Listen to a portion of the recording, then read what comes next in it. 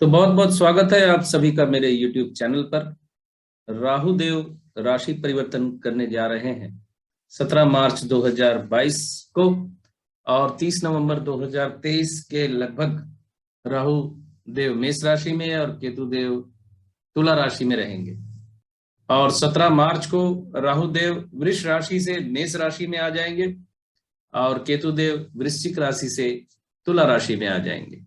क्योंकि ये दोनों वक्र चलते हैं, हमेशा उल्टे चलते हैं, इसलिए ये हमेशा अपने से पिछली राशि में जाते हैं, अगली में नहीं जाते दूसरे ग्रहों की तरह। बहुत ही सरल शब्दों में एक बात अगर मैं आपको कहूं तो सबसे बड़ी बात या सबसे बड़ी समस्या राहु केतु के गोचर फल बताने में ये होती है कि राहु केतु की अपनी कोई राशि नहीं है, किसी भाव के ये रिप्रेजेंटेटिव नहीं होते। मतांतर से राहु की कन्या केतु की मीन मानी जाती है, लेकिन वहां भी मतांतर है। कुछ लोग किसी और राशि को राहु की मानते हैं, कुछ लोग किसी और राशि को केतु की मानते हैं, तो यहां भी कंट्रोवर्सी चलती है। तो तीन मत हो गए एक प्रकार से। खैर, मैं राहु केतु की राशि नहीं मानता, मेरा मत पहले मत के साथ है।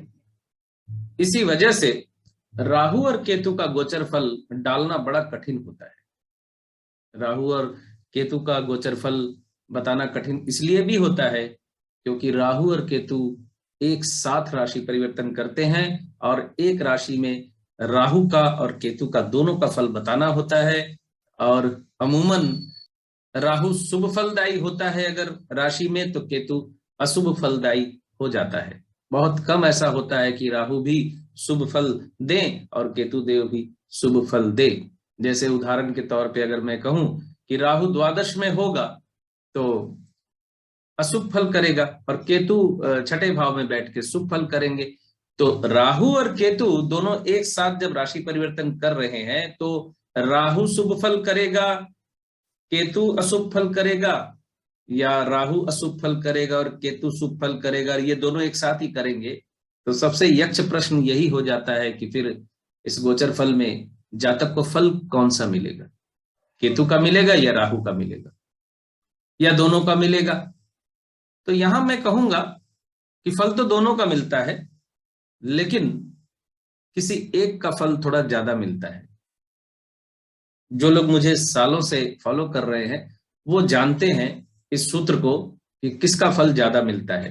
उस सूत्र को मैं यहां नहीं बताऊंगा, उस सूत्र को मैं यहां नहीं बताऊंगा। मैंने बहुत सूत्र बता दिए हैं YouTube पे। अब मैं कोई भी ज्योतिष का सूत्र बचाने से अपने आप को रोक रहा हूं, जानबूझ के रोक रहा हूं। राहु केतु के पिछले वीडियोस आप एक बार देख सकते हैं, जो 18 महीने पहले मैंने डाले थे। आपको पता चल जाएगा राहु या केतु में से कौन शुभ फल देगा या किसका फल ज्यादा मिलेगा।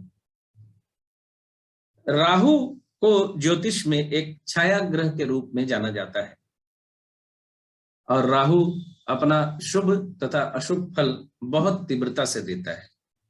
केतु के मामले में भी कमोबेश यही स्थिति है और उसका कारण यही है कि ट्रांजिट में दोनों एक साथ राशि बदलते हैं, 180 डिग्री पर आमने सामने होते हैं, इसलिए इसके फलों को पकड़ना कभी कभी बड़ा कठिन हो जाता है। काफी अनुभव की जरूरत होती है इनके फलों को समझने पकड़ने के लिए। जिस तरह शनि देव से डर लोगों के मन में बैठा हुआ है, शनि देव के प्रति, राहु के प्रति, केतु के प्रति भी कमोबेश वैसा ही डर लोगों के मन में बैठा हुआ है। राहु को असत्यवादी, कपटी कहा जाता है, सदैव दूसरों की बुराई करने वाला, चुगली निंदा करने वाला, मुंहफट, बिना सोचे समझे बोलने वाला, परंपराओं की खिलाफत करने वाला राहु को कहा जाता है। हालांकि राहु को असुर होने के बावजूद देवता का पद प्राप्त है, क्योंकि राहु ने अमृत पान कर लिया था। इस वजह से राहु के अंदर कुछ शुभ लक्षण भी आ जाते हैं। कभी कभी कुंडली के अनुसार राहु शुभ फल भी दे देता है, लेकिन ये मान के चलिए राहु के 90% फल शुभ नहीं होते। राहु और केतु दोनों को नैऋत्य दिशा का स्वामित्व प्राप्त है। कई वास्तुशास्त्री यहाँ तर्क करते हैं कि राहु और केतु चूंकि हमेशा एक दूसरे के सामने होते हैं, 180 डिग्री पे होते हैं कुंडली में, इसलिए वास्तु के अनुसार भी राहु नैऋत्य कोण और केतु ईशान कोण के मालिक कहलाते हैं। लेकिन ऐसा नहीं है। राहु और केतु होरा कुंडली में एक ही राशि में पाए जाते हैं, तो स्थितियों के अनुसार राहु और केतु भी एक ही जगह के मालिक हो सकते हैं। राहु और केतु चूंकि एक ही अंग के दो भाग है, इसलिए राहु और केतु दोनों को नैऋत्य का स्वामी ही माना जाना चाहिए। अनुभव के अनुसार कहीं ना कहीं तो आपको एक मत पे आना पड़ेगा ना। हमेशा द्विमत पोषण करते रहेंगे तो कहां से फलादेश पे पहुंचेंगे या किसी कंक्लूजन पे पहुंचेंगे। क्योंकि राहु और केतु का फलादेश एक साथ ही बताना है हर राशि का, तो केतु के बारे में भी छोटी सी जानकारी आपको मैं यहाँ दे दूं। ज्योतिष में केतु को भी राहु की तरह ही छाया ग्रह ही कहा जाता है। दोनों के स्वभाव में अंतर भी है कुछ, जैसे राहु को पाप का कारक, लोभ और लालसा का कारक माना जाता है। केतु को मोक्ष का कारक माना जाता है, त्याग का कारक माना जाता है। अब केतु त्याग का कारक तो बनेगा ही, क्योंकि केतु के दृष्टि होती नहीं है, जिसे दिखेगा ही नहीं उसके अंदर लोभ लालसा कहां से पैदा होगी। और राहु के सिर्फ सर है, धड़ नहीं है, तो वो जो भी खाता है गर्दन के नीचे जाते ही पेट उसका है नहीं, इसलिए उसका पेट भरता नहीं है। इसलिए राहु से प्रभावित जातक की लालसा और लालच कभी कम नहीं होते, उसका पेट नहीं भरता। केतु के दृष्टि नहीं होती। मतांतर से केतु की दृष्टि भी बहुत लोग बताते हैं, लेकिन केतु की दृष्टि नहीं होती। मैं नहीं मानता और बहुत से लोग नहीं मानते। और गोचर में राहु भी 18 महीने एक राशि में रहते हैं और केतु भी 18 महीने ही एक राशि में रहते हैं। सिर्फ महादशा में ये मेल नहीं है। राहु की महादशा 18 वर्ष की होती है और केतु की महादशा 7 साल की होती है। ऐसा क्यों है, इसका कोई लॉजिक उत्तर किसी के पास नहीं। तो चलिए अब हम बात करेंगे तुला राशि के जातकों के बारे में। तो तुला राशि के जातकों के लिए राहु देव होंगे सप्तम भाव में, केतु देव होंगे प्रथम भाव में। तो राहु देव का सप्तम भाव में गोचर जीवन साथी को कष्ट, पारिवारिक कलह और किसी अनिष्ट की आशंका को जन्म देता है। राहु केतु का यह गोचर दाम्पत्य जीवन में कलह में वृद्धि करता है। अगर आपकी जन्म कुंडली में पाप ग्रहों की, क्रूर ग्रहों की दशा, महादशा, अंतरदशा चल रही है, तो दाम्पत्य जीवन में परेशानियां ज्यादा महसूस होंगी। केतु देव प्रथम भाव में होंगे तुला राशि के जातकों के लिए। तो केतु देव का प्रथम भाव में विचरण दिशाहीनता, एमलेस, ऋण वृद्धि, मानसिक तनाव और रोगों की वृद्धि का योग बनाता है। तो ये तो एक सिंपल सा फलादेश है, इसको थोड़ा डीपली हम देखने की कोशिश करेंगे कृष्णमूर्ति पद्धति के अनुसार, चूंकि मैं फलादेश बताता हूं।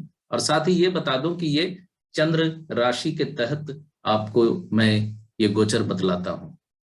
तो राहुदेव 17 मार्च 2022 से जुलाई तक धार्मिक क्रियाकलापों में वृद्धि, संतान संबंधी खुशखबरी, व्यवसाय में अग्रगति, कर्म व्यस्तता, दाम्पत्य जीवन में कलह, नए योगायोग, कामों में बाधा और लंबी दूरी की यात्रा, उच्च शिक्षा में सफलता के योग बनते हैं। अगस्त 2022 से मार्च 2023 के मध्य पुरानी समस्याओं का समाधान, धार्मिक क्रियाकलापों में वृद्धि, कर्म व्यस्तता, पद प्राप्ति, इच्छा पूर्ति, संतान संबंधी खुशखबरी, स्वास्थ्य को लेकर समस्या और दाम्पत्य जीवन में तनाव, आत्मविश्वास में वृद्धि, धन लाभ, सेविंग्स में वृद्धि, छोटी यात्रा, नए व्यवसाय शुरू होने के योग, प्रॉपर्टी के कामों से लाभ तथा स्वास्थ्य लाभ तथा दाम्पत्य जीवन में प्रेम की वृद्धि का योग बनता है।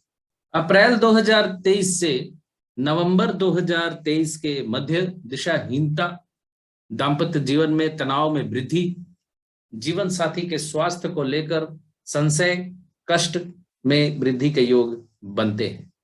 अब केतु के फल को समझने की कोशिश करते हैं। 17 मार्च 2022 से सितंबर 2022 के मध्य प्रेम संबंधों में सफलता, संतान के साथ अच्छी अंडरस्टैंडिंग। मार्च से अप्रैल के मध्य ये स्थिति रहेगी। उसके बाद मई से लेकर सितंबर 2022 तक स्वास्थ्य संबंधी समस्या, दाम्पत्य जीवन में शॉर्ट टर्म सेपरेशन, शत्रु वृद्धि, मामा मौसी के साथ तनाव और दिशाहीनता तो बनी ही रहेगी आपको। सितंबर 2022 से जून 2023 के मध्य नई पार्टनरशिप, विवाहित जीवन में अंडरस्टैंडिंग में कुछ वृद्धि होने के योग बनते हैं।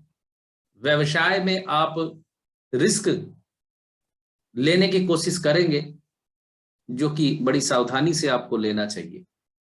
और दाम्पत्य जीवन में तनाव के योग भी बनते हैं, लेकिन अंडरस्टैंडिंग बनी रहेगी, मेल मिलाप हो जाएगा। अगस्त 2023 से नवंबर 2023 के मध्य उच्च शिक्षा में सफलता, सरकारी कामों से लाभ, पद प्राप्ति, इच्छा पूर्ति, मानसिक तनाव, खर्च की अधिकता, क्रोध में वृद्धि तथा सेविंग्स में वृद्धि के योग बनते हैं नवंबर तक। तो ये था केतु और राहु, या राहु और केतु का गोचर फल आपके सामने। मैंने अपनी तरफ से काफी सूक्ष्मता से आपको फलादेश बताने की कोशिश की है, तारीखों सहित, महीने सहित आपको मार्गदर्शन देने की कोशिश की है। बाकी आप लोगों पे निर्भर करता है आपको कितना पसंद आया। आप अपने कमेंट के माध्यम से बता सकते हैं, और पसंद आए तो लाइक, शेयर एंड सब्सक्राइब भी कीजिएगा। तो बहुत बहुत धन्यवाद आप सभी का जुड़े रहने के लिए। खुश रहिए, स्वस्थ रहिए।